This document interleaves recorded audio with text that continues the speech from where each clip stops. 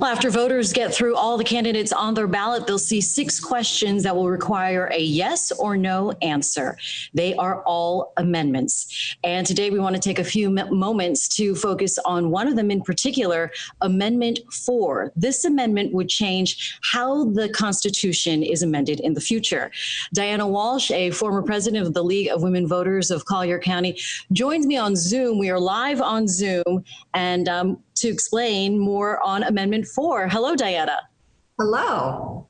Thanks for joining us. So let's go ahead and lay out what is Amendment 4 and what are the pros and cons. Sure. So Amendment 4 is requiring that all proposed amendments be voted on and approved by 60% of voters in 2 consecutive general elections in order to pass and become part of the Florida Constitution. Currently, an amendment becomes part of the Constitution if it's approved by 60% of the voters in 1 general election. So that's the difference. 2 consecutive elections versus 1. Got it.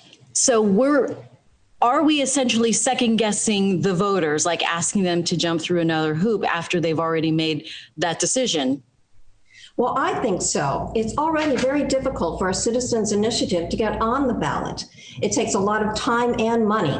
You have to collect signatures from 8% of the total votes cast in the prior presidential election from at least half of our 27 U.S. congressional districts. In 2020, that meant collecting 766,200 valid signatures in order to get that citizens' initiative on the ballot.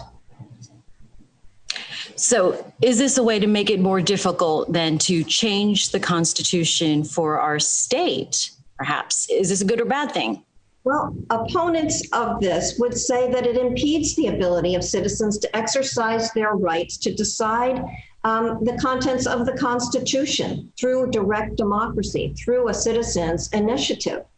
Supporters are saying that the amendment gives voters an opportunity to fully understand the impact of the proposed amendment and would cut down on what they would say are frivolous initiatives. All right. A few years ago, voters approved that it would require a 60% majority to pass an amendment, right, instead of a little over 50%. Is that not enough to make sure voters are certain they want to make the changes? Why or why not? Well, that's right. And that was in 2006. It's already difficult. As we said, you need 60%, a supermajority. You have to collect signatures. And I think most people are looking at the amendments, reading them carefully, and deciding as an informed citizen whether to vote yes or no on them.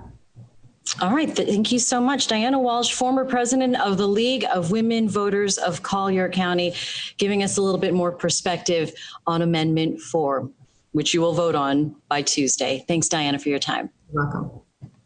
All right. Remember, early voting ends this weekend and Election Day is on Tuesday. So in these next few days, if you have any questions, Fox 4 is in your corner with the answers. All of our election coverage is also online and on our website. Just head to fox4now.com.